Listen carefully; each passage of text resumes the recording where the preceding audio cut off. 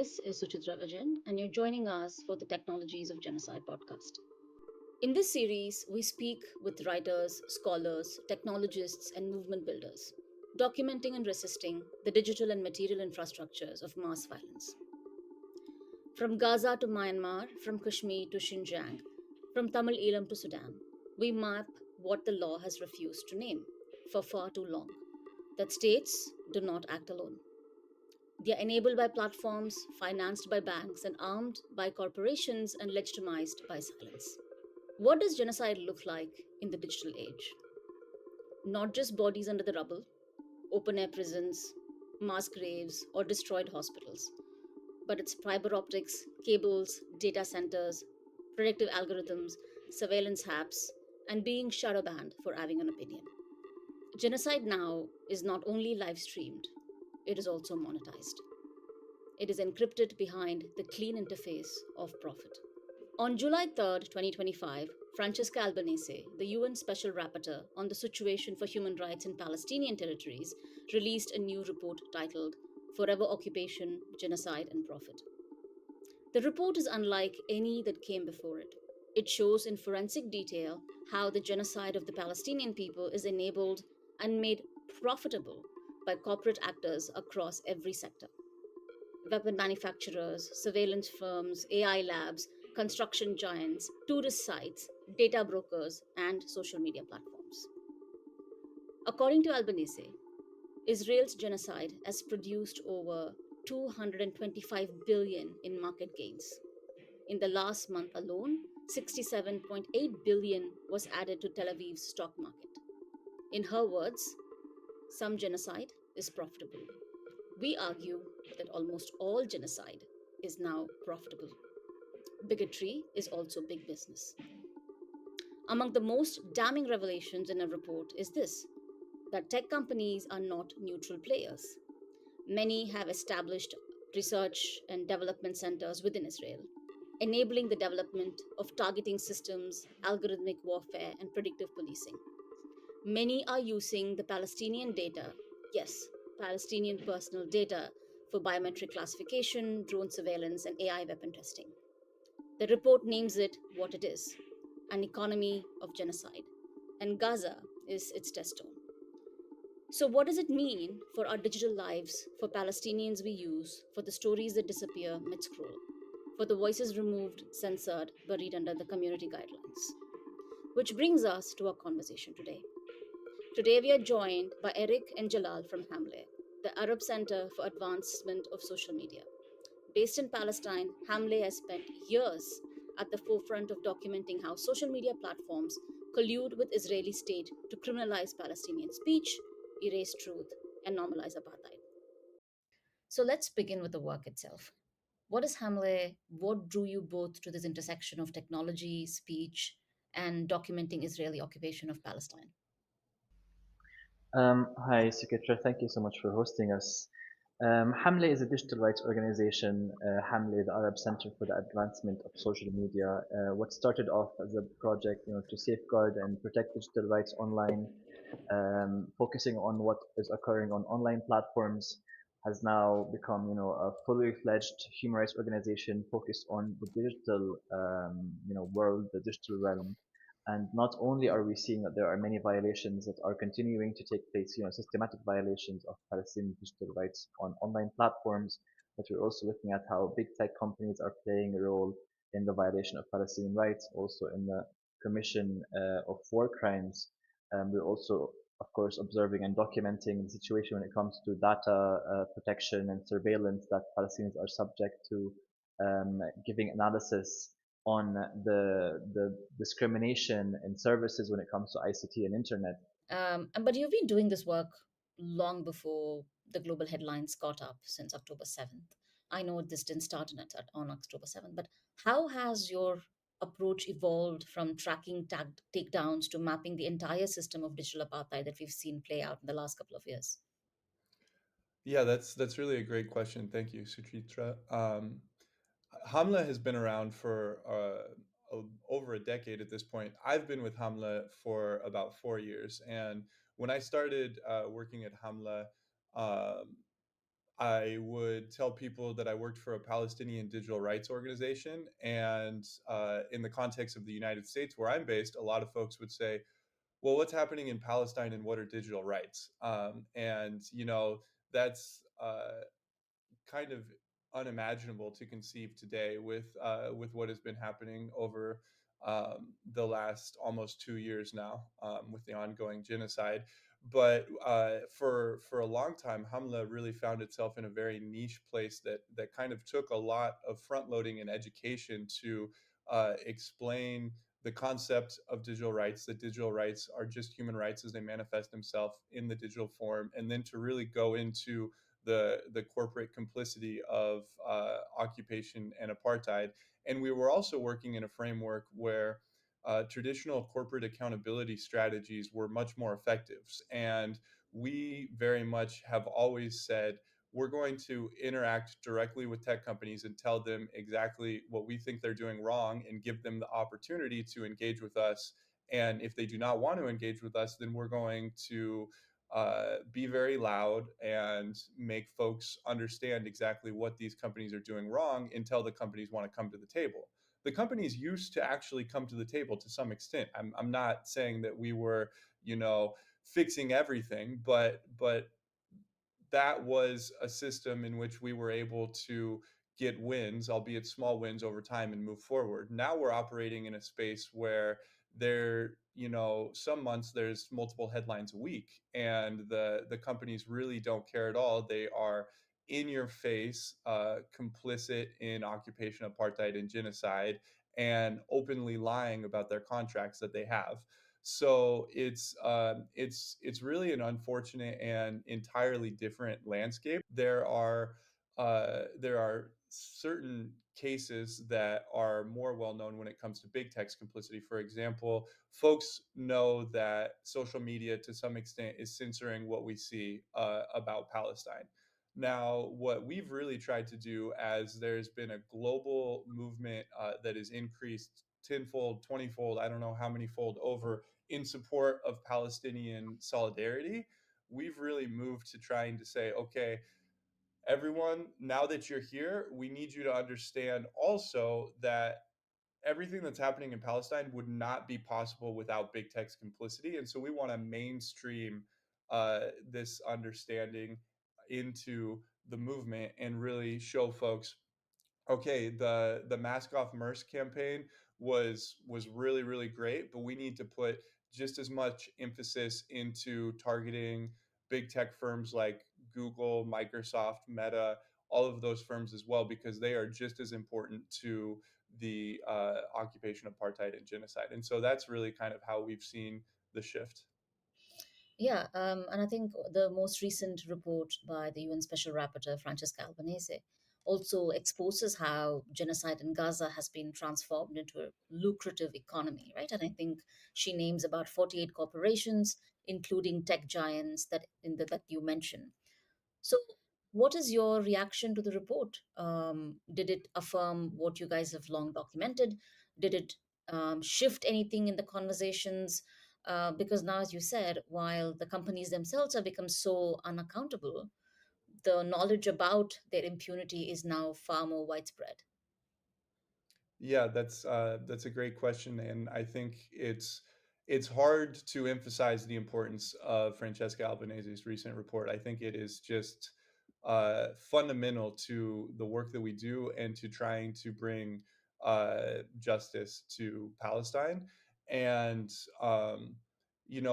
as my first answer alluded to, I've kind of always seen the international business and human rights frameworks as being um, not significant or appropriate enough to meet the task, but we did once live in a world where you could operate in those spaces and push forward in some way.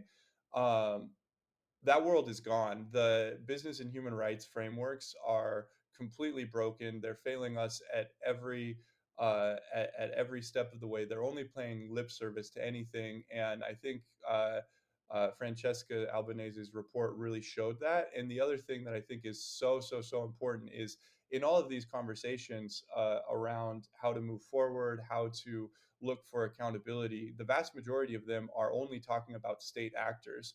But what her report really showed is that corporations need to be held accountable too, and corporations and not just state actors also uh, have to be held accountable and have these obligations. And not only do they have these obligations, but in the report itself, it showed in very plain language. For folks who have not read the report, it is extremely easy to read. It's not a dense read, and it shows very clearly in plain language exactly how corporations are profiting from genocide and exactly how they are violating human rights on a mass scale. And the last thing that I think that it does really well is, you know, Palantir is a more niche company that, you know, we all know who Palantir is. Maybe some of the audience members don't know who Palantir is. It's one of the worst companies in the world. They create some of the most nefarious technologies. They're into automated weapon systems, mass surveillance, and their CEO has been on national television saying that, you know, sometimes if they have to kill their enemies, they will do so. A spokesperson from Palantir, when they were on a stock exchange news program, made a joke about how they may have been involved in the pager attack in Lebanon, you know, one of the largest public acts of terror in our lifetime, jokingly saying that that might have been good for their business. Um, so Palantir has always been a despicable actor. But what this report does is it essentially shows that the big tech firms are moving into just becoming Palantir. And big tech has always kind of marketed themselves as creating technologies for a better world to fix the world's problems, and I've never really believed that to be true, but I think now more than ever, they're still pushing that narrative out while they're just moving full steam ahead into uh, military contracts and into weapon manufacturing. And they don't want to be seen as that, but that's exactly where they're going. And the report shows clear as day that although they might not be to the same level as Palantir just quite yet, that's exactly the direction they're going. And I think that that is so crucial and important. That also kind of brings us to the other point, and is that the deplatforming of pro-Palestinian voices. This is happening amidst when Palestinians across the board are live streaming a genocide. So just as they're live streaming this, you also have mass deplatforming of pro-Palestinian voices, Palestinian voices. Um, can you walk us through what you're currently tracking? You know, the core of Hamle's work is to monitor what is going on online platforms. As I said earlier, uh, we are, for example, if we speak about meta platforms, Facebook and Instagram, those are the most widely used in Palestine, but also widely used in Israel, also around the world. Billions of daily active users across those platforms, depending and relying to receive information, to share information, and to communicate with people and loved ones. What we have monitored in the past, not even in the context of this ongoing genocide against Gaza, but in 2021 and even before that, there's always been leaning of those major online platform companies to disenfranchise Palestinian voices. The idea of shadow banning, it's a term that people use to describe what happens when so many Palestinians are systematically silenced. Basically, major influencers who suddenly see a drop in engagements and interaction with their posts and feed when they are talking about a very important political issue. This is what we noticed in a stark way in May 2021. What we call the, it was Sheikh Jarrah events, like the May uprising. Palestinians were mobilizing and protesting throughout Palestine between the river and the sea. There were protests in Al-Fahim, in Al-Lid, in Jerusalem, and in Gaza, in the West Bank. All of Palestine was protesting, and there was a big, major political movement. Of course, we're talking about protests against occupation and apartheid regime at the time. and of course against forcible displacement of Palestinians from their houses in Jerusalem. The reality on the online platforms was that while Palestinians are protesting and speaking up and they have so many allies joining them, online platforms suddenly, with a click of a button, it was very clear that there was suppression ongoing. Many major influencers and major journalists who've been using online platforms to disseminate their work were facing restrictions. We called this out at the time, and then the company, commissioned a third party, the Business for Social Responsibility, to conduct a report, to conduct an investigation into this issue, into the accusation that Meta platforms are violating the digital rights of Palestinians, the right to free expression, access to information, etc. And the report indeed concluded that Meta was violating Palestinian digital rights at such a large scale, and it put out a number of recommendations that Meta should implement in order not to violate the Palestinian digital rights. What occurred on October 7 onwards was that the company basically reversed any kind of steps that it was promising to implement to ensure that Palestinians are not disproportionately discriminated against on the online platforms. And what happened again, what we saw were thousands and thousands of cases of suppression and censorship of Palestinian and pro-Palestinian content online, in a way to control the narrative around what is going on. We know that there is already systematic bias within mainstream media outlets and how they cover Palestine. This is evident through a scientific, method. Just to look at how many times mainstream media platforms or gives a platform to Palestinian voices, in contrast to it giving platforms to, anti-Palestinian voices. This bias is very clear in traditional media, but on online platforms we also saw this, and it usually follows, political decision making, where Palestinian content is given the automated means are actually altered. So what happened after October 2023 was that Meta as a company decided it will reduce the trust threshold on what its automated mechanisms would consider to be um, content that violates Meta's own guidelines. And of course, we know that the policies themselves are a bit in design, are disproportionately discriminating against Palestinians. So reducing the trust threshold from 85% required to ensure that this post is in violation to 25% required to ensure that this post in violation meant that there was a mass deletion and mass restriction of Palestinian content. The most affected were journalists and influencers who rely heavily on those platforms to get the message out. And of course, the biggest impact was on people inside Gaza who have no other means to tell their story, to document war crimes, and to speak up and speak out against ongoing genocide. Those who were standing in solidarity with Gaza and sharing content also faced shadow bans and restrictions at a mass scale. We conducted many engagements with the company at the time.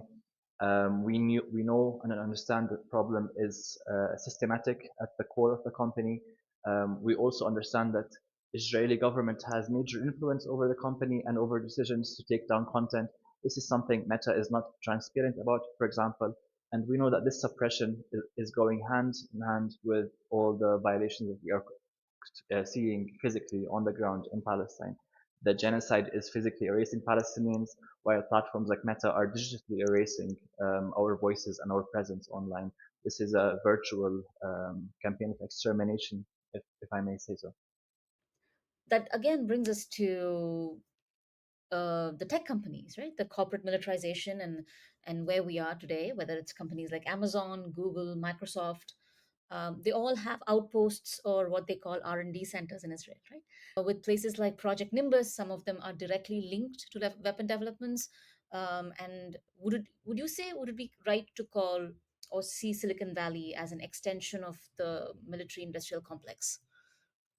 Unfortunately, this is a reality that's becoming, people are just waking up to this reality today, but it is something that we've warned about for a while. We've always looked and observed, and we've seen evidence of how in Palestine, under occupation, Israel has always been developing technologies that it wishes to promote in international weapons fairs and promote as something that they could sell to other regimes, to other states. Technologies of surveillance, of targeting.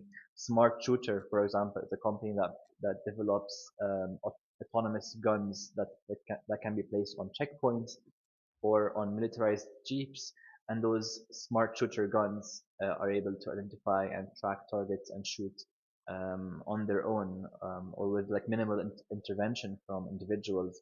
Not only autonomous weapons, but also the success that Israel has had in creating this, digital jail, this really big open air prison, firstly in Gaza, but also very clearly in the occupied West Bank. There have been many organizations such as Amnesty International who've done their report on apartheid and have followed up the report on apartheid with a very clear, direct campaign targeting the surveillance systems that have been, sustaining the apartheid regime in the West Bank.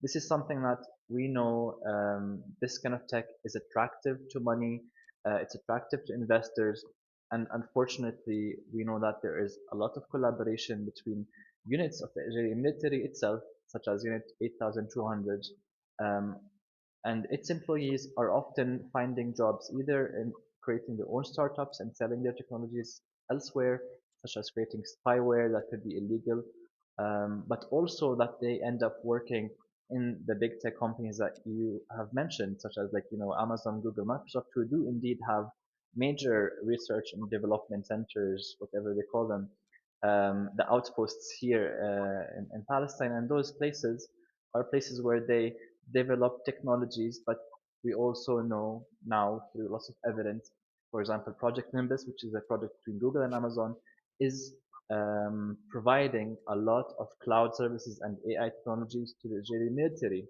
at the time of genocide. Same with Microsoft through its Azure cloud program, providing assistance to the Israeli military for it to be able to process the huge amount of surveillance data it collects over Palestinians and to be able to create the targeting systems that we have seen resulting in mass civilian casualties in Gaza throughout the genocide. Not only are those companies present here, but also them being an extension of their headquarters back in Silicon Valley, it is just showing that what is being tested and tried and promoted in Palestine is, of course, connected. And now we can see that even Google is promoting its contracts with the U.S. Department of Defense, the Pentagon. It's promoting contracts that are, weaponizing technologies in many ways because they see the profitability in all of this. This is all a test, a lab to many of those companies, and they are seeing how they can maximize their profit through the violation of rights of the Palestinian people. And can I just jump in quickly as well and say Jalal laid it out very, very well. This idea of a Palestinian laboratory where nefarious technologies are tested on Palestinians, and then it's very well documented that when they are marketed around the world, they're marketed as field tested or battle tested. And there has been reporting that suggests that Pegasus, which it feels like a lifetime ago that was that was spreading across the world. But Pegasus, one of the most nefarious forms of surveillance technologies ever developed, where it could infect your phone and then control every aspect of your phone, control your microphone, your camera, see every piece of data, all of your pictures, all of your texts without you doing anything. You didn't have to click on any link. Developed in Palestine by an Israeli firm, uh, that there was reporting that suggests that the Israeli government was doing, Pegasus diplomacy, where they were trying to, in their diplomatic conversations with other countries, sell this sort of nefarious technology to have a better standing or relationship on the global stage. So that is the research and development that is going on within the tech sector in Israel and Palestine. And for the big tech firms to just openly say we have research and development centers in Israel, and that's why we're in Israel, when we know, when it's so well documented that that is the research and development that's taking place, it's despicable, it's disrespectful, it's just it's I don't have words for how horrible that is, that these companies that say they're trying to make the world a better place, that say they're trying to create technologies that are helping humanity, are just openly in your face saying, yeah, we're doing this research that's creating the worst technologies in the world, off the backs, being tested on Palestinians, and then marketed and shipped around the world to export oppression, destruction, violence to all oppressed communities around the world. And they're just in your face saying, "Yeah, we have research and development centers in Israel." And I don't know. It's crazy to me that they think that's okay. They can say that with a straight face, and that there is not more of a complete upheaval in response to that. I just want to kind of bring up that recently Israeli arms company Rafael used the footage of a Palestinian being targeted and killed by the Spike Firefly drone in Gaza as an advertisement, right? And there's an absolute sickness and depravity, um, which also now brings us to, for you, from the work that you do for sitting in Palestine doing this work and seeing these tech companies in Silicon Valley, do you see that there's meaningful resistance? I know there are organizations like No Tech for Apartheid. I know there is resistance. But do you think this resistance is now significant enough? Should there be more tech workers, more whistleblowers? Where do you stand from? Where do you see this?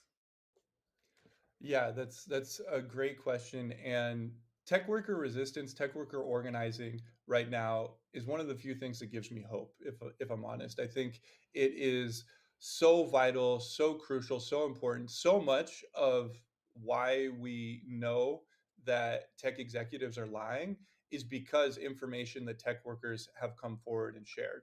And that is really shaping the landscape. And I think all of these sort of shifts that we're talking about, of the militarization of big tech and further complicity in the Palestinian genocide, would be even worse if it weren't for tech workers trying to hold the line as much as possible. And I just have so much respect for these workers that are doing this work, that are trying to organize within. And Hamlet has really tried to support workers' rights wherever possible.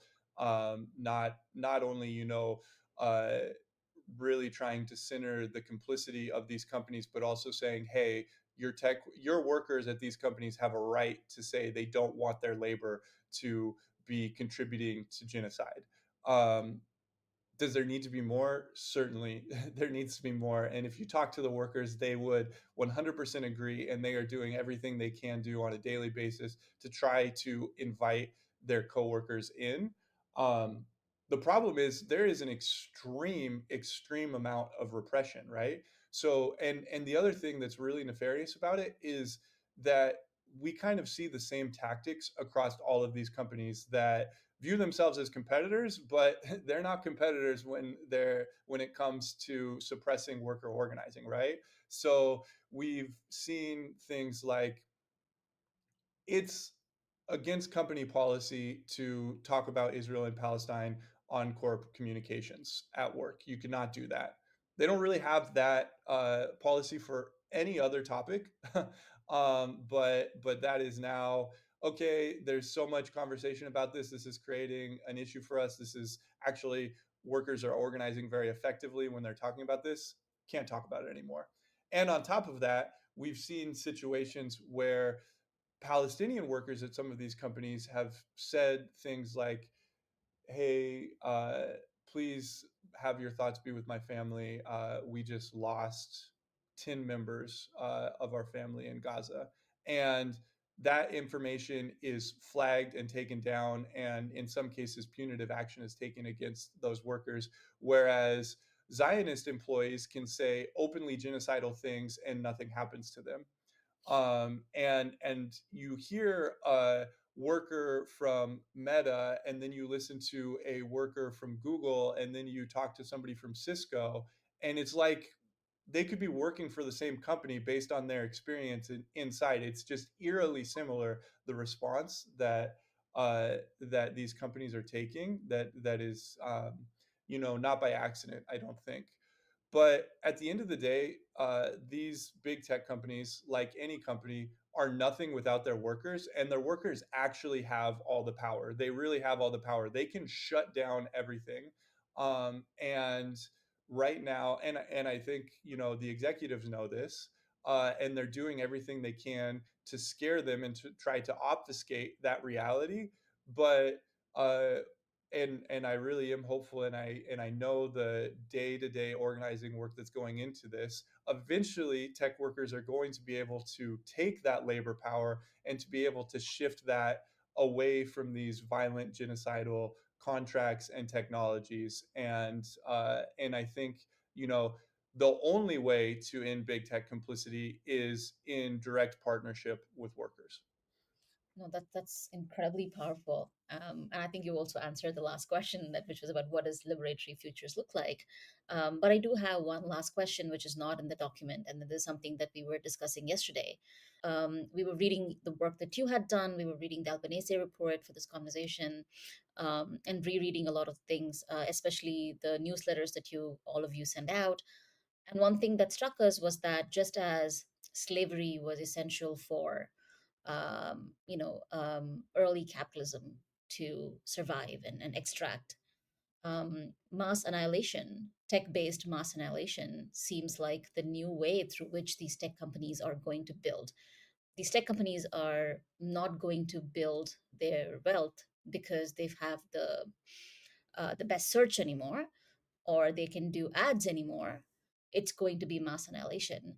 Is that sense, or is that reading something that either of you think is at least instinctually correct, or is there some are these conversations you guys are having? What we're seeing today is a repeat of that history. It's not that tech is different. Tech is just tech. Technology is a word that means using tools, utilizing, for a certain effect. And the fact that technology, in this context, the many contexts that we're seeing now and are warning about, it's being used to entrench the power of authoritarians, to empower fascist leaders, to give them the capacity and the ability to control a large number of people in the population.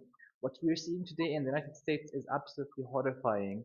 ICE raids, federal officers just jumping out, kidnapping people from the street just because they look Hispanic, for example, and no total disregard to due process, not even caring about the documents that the person is able uh, to prove that they're a citizen or a legal resident. But it doesn't matter. This is the idea that they're creating this environment of terror and targeting people in such a large indiscriminate manner to make them feel so that you satisfy the base who had elected you into power, but at the same time, what you're doing, the policies you're implementing, are enriching and empowering a very small group of people. This is why technology is dangerous, because it's aligning itself with those evil powers. Fascist government in the United States, genocidal government in Israel, authoritarian governments elsewhere. Tech is currently aligning itself. Those big tech companies, the CEOs are giving money and aligning themselves because they see profit for their own companies. But at the same time, what they're doing is they're just standing along with those horrible powers, and the impact is what we feel is people who are workers, people under occupation, people who are from different backgrounds of like global majority countries, migrants, asylum seekers, etc. We will be feeling this impact. It's not just that technology is new, it's a cycle, and the power lies with us, the people, the workers who are in those companies creating those tools. It just requires more organizing, more understanding, more connection, more networking between the different people fighting for those struggles. Intersectionality is perhaps the strongest thing we have right now. There are many social justice struggles and actual economic justice and civil liberty struggles that are always, aligning in the same pathway. It just needs us to not despair in the face of, this tyranny, and to continue being hopeful. And Yeah. I would just like to jump in quickly, because I think your point, Suchitra, is so important. And that is capitalism as a model inherently, right? That it starts with creating a service that is useful for society, and the infinite growth and profit driven model of capitalism eventually has a turning point to become destructive, where, in a few hundred years ago, there wasn't enough land, there wasn't enough area to continue to grow. And so the colonial powers decided to start colonizing the rest of the world and oppress folks on a large scale. And we move forward, and eventually, oh, well, let's just keep extracting all of these minerals and fossil fuels from the world until we are entirely destroying the planet that we're living on. And oh, well, technology that makes our life better is no longer profitable. So let's go and start making technology that is killing folks and is violent. And that is just the model of any sort of profit-seeking endeavor that will never be our answer. Will never help us create the society that we actually want. It will inevitably lead to destruction and violence. But the other thing that I wanted to note is there is so much power within the workers of these companies, but also at this point right now, these companies are profitable because they sell our data, because we do the work for them by going to their platforms, by providing them with more data, by using their services, so they know X number of people are going to be on their services, and they can sell that to advertising. They can sell all of our information to advertisers. And so not only do these workers have so much power, but we as consumers of these technologies can entirely undercut all of their profits by saying, no, we're not going to engage with your systems anymore because we see what you're doing. And so I think, the people have power, as is always the case, and we're lied to. It's the ruling majority that is a minority of society. The ruling elite don't want us to know that. But if workers come together with everyday folks that are engaging with these systems, we do have so much more power than big tech, and we can tell them, no, we're not going to stand for this. We just have to be able to align and come together, and there's a lot of organizing work that needs to take place for us to do that. But I am hopeful that we can do that, and I think that not only will that lead to a free Palestine where Palestinians can finally realize the full reality of their human rights, but it will lead inherently to a better world. And thank you both so much for your time, for your work. And Jalal, I'm going to finish with what you said. We will keep resisting the disappearance of the Palestinians, of our rights, but more importantly, we'll keep working for a free Palestine. Thank you so much.